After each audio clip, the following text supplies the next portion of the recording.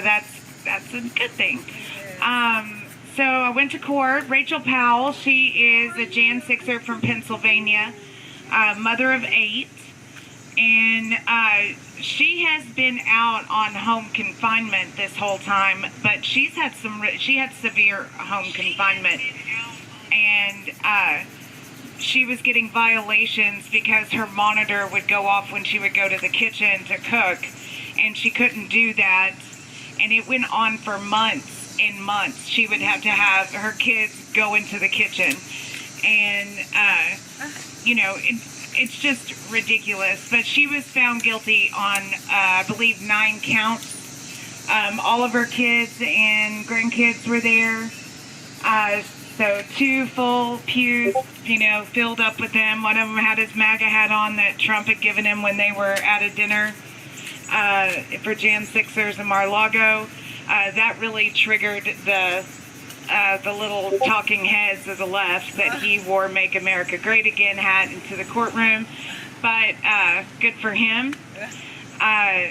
There was some significant things that Judge Lambert had to say. She'll be sentenced in October, but she was found guilty of the 1512C2 charge, and that is the obstruction charge that holds the weight of 20 years. And so the way Judge Lambert put it, and they're tweaking this as they go along. As one argument wins, the government comes back with a way to tweak it. So, the argument on the obstruction charge is whether someone knowingly, corruptly, with intent, committed the obstruction. And some people had no idea that they were breaking the law. And how can you have a corrupt intent if you have no idea that you're breaking the law and that you think you're doing the right thing? So a lot of arguments have been that, that everyone thought they had a First Amendment right, and they thought they were morally correct in doing what they were doing. Judge Lambert today came down and basically used a case, I think it's Arthur Anderson, a Supreme Court case where he referenced that basically even if you thought you were morally correct and it was still unlawful, it's still corrupt.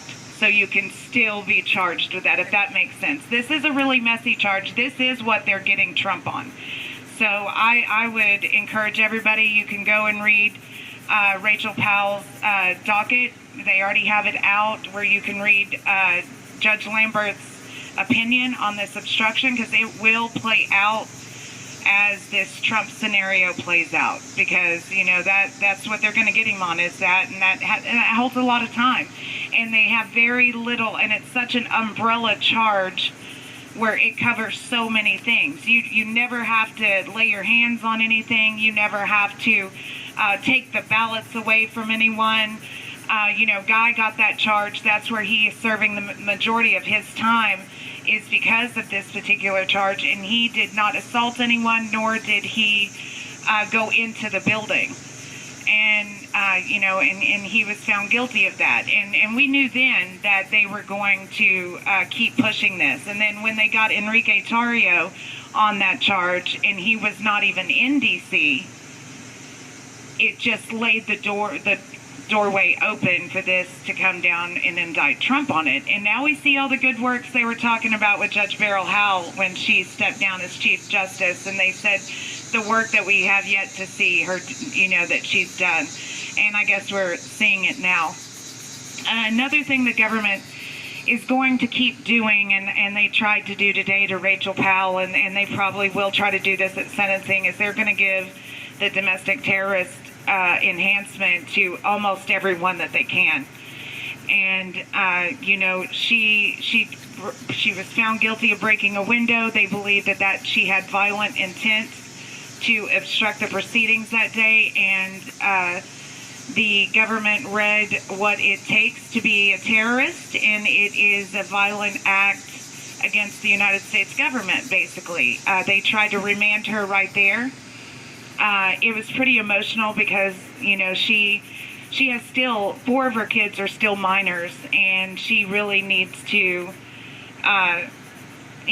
she's a mom, so there's a lot of stuff she's going to need to do to try to make sure the kids are going to be settled while she's incarcerated. And the government's going to come after with that domestic terrorist enhancement. When they get you on that, Judge Mehta just opened the door for all of it when he just came back and gave Aubrey Southard Rumsey that domestic terrorist enhancement because she didn't say all the stuff he wanted to hear, and he considers her a danger. So now that he has done that, and they can add a point to 12 points on your sentencing, they're going to continue to do that. And then when they do that, these Jan 6ers are getting harder time. They're going to higher security facilities. And, this is what they wanted from the beginning when they tried to get Guy with the domestic terrorist enhancement.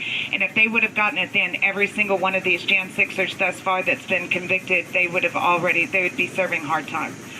And the government's not going to stop. As we see today, they're going to drop the indictment on Trump, and that is what's going to happen.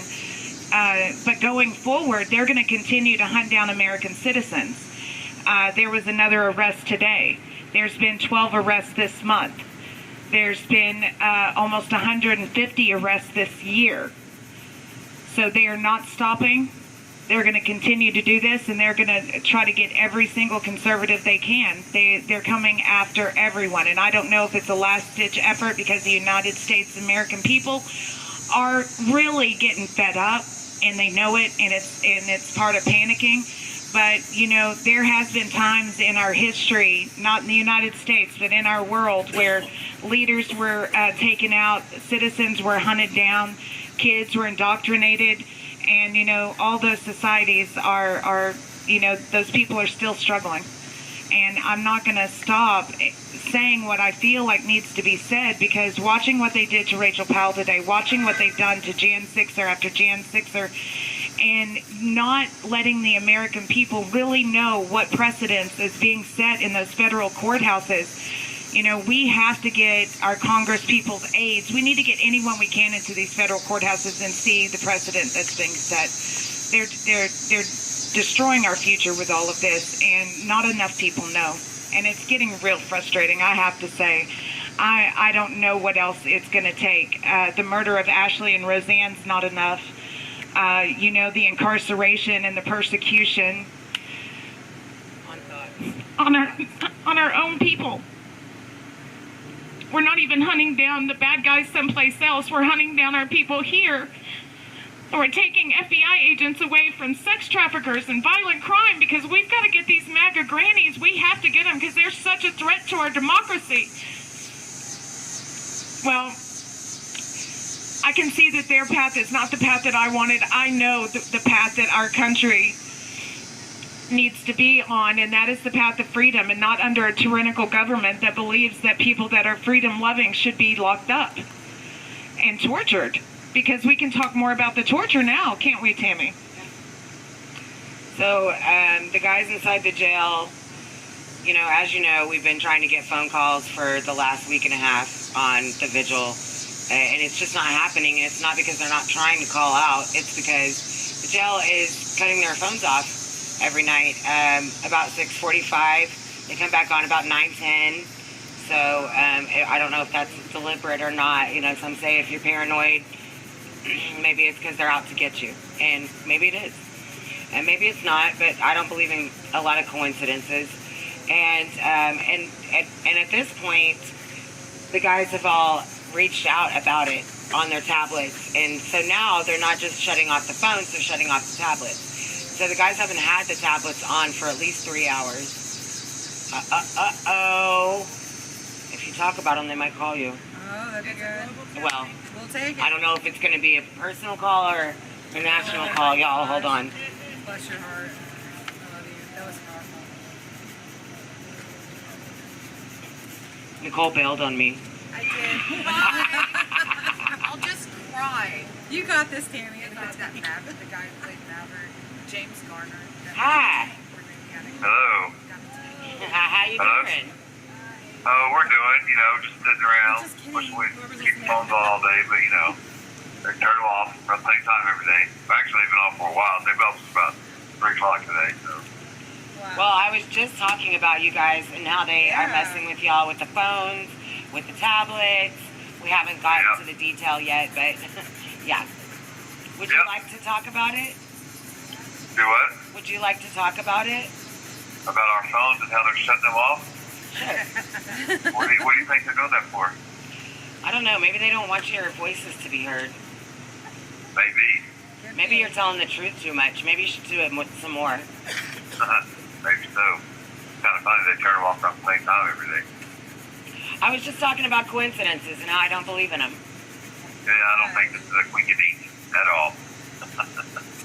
Well, for all the viewers that don't know who you are, I mean, I know who you are, but do you want to talk, like, say your name and stuff? My name is Brian Jackson. I go by Scooter, and I'm from Houston, Texas. That's who I am. Hey, Brian! What's up, Scooter? Brian!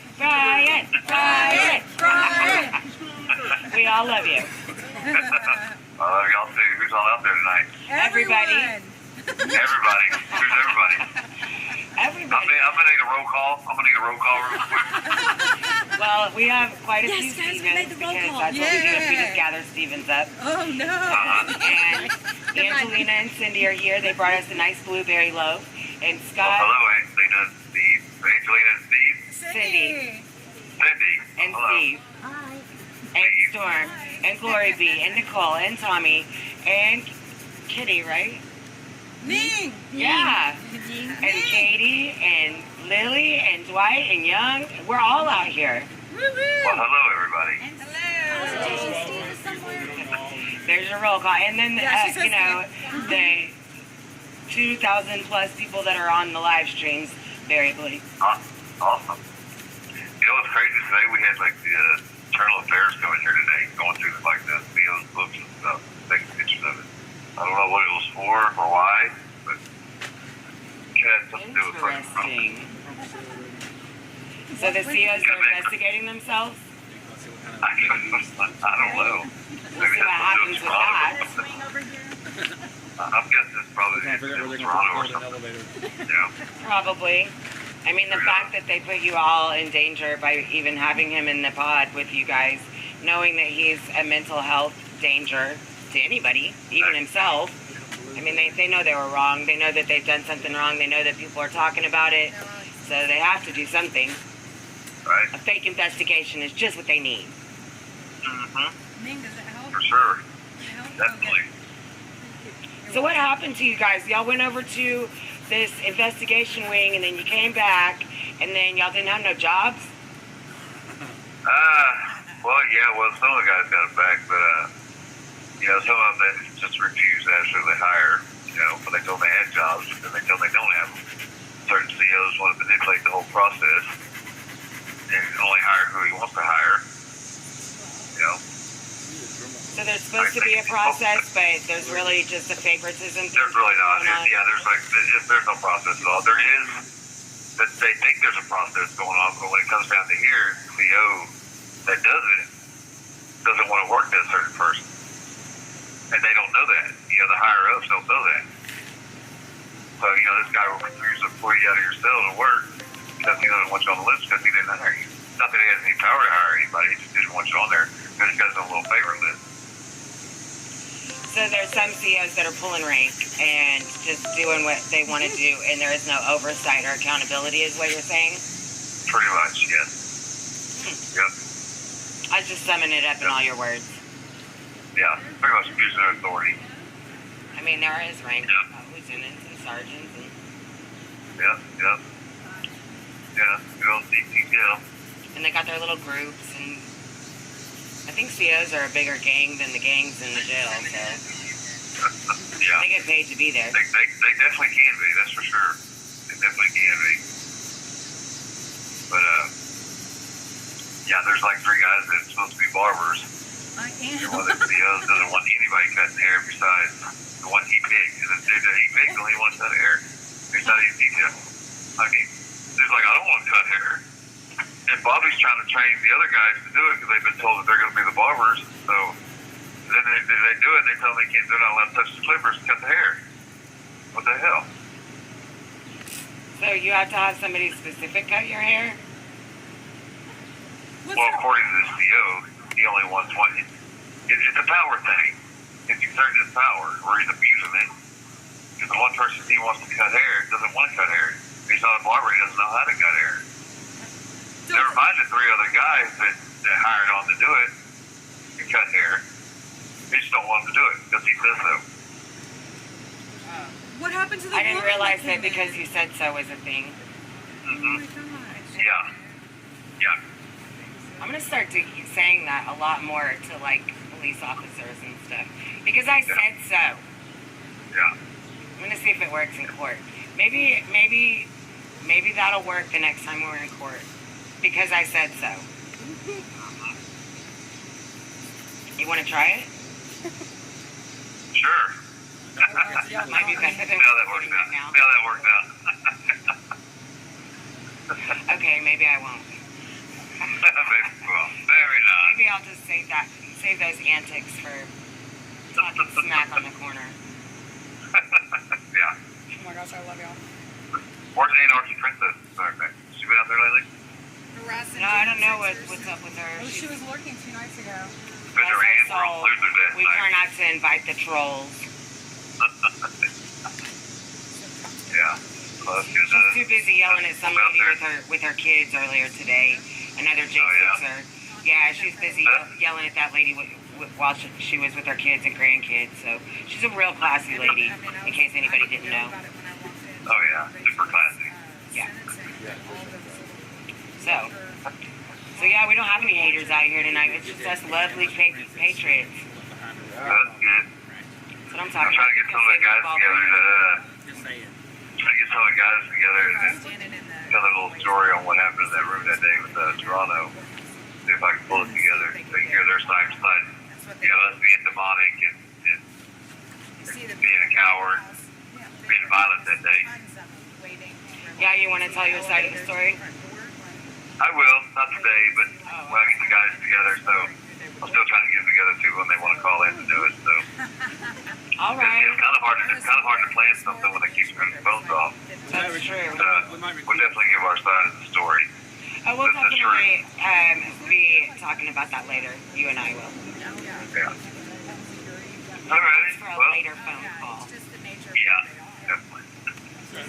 All right. Well, have someone else call us while the phones are on. Alright, I'll see what I can do. I love you. Alright, love y'all too. Bye. Bye.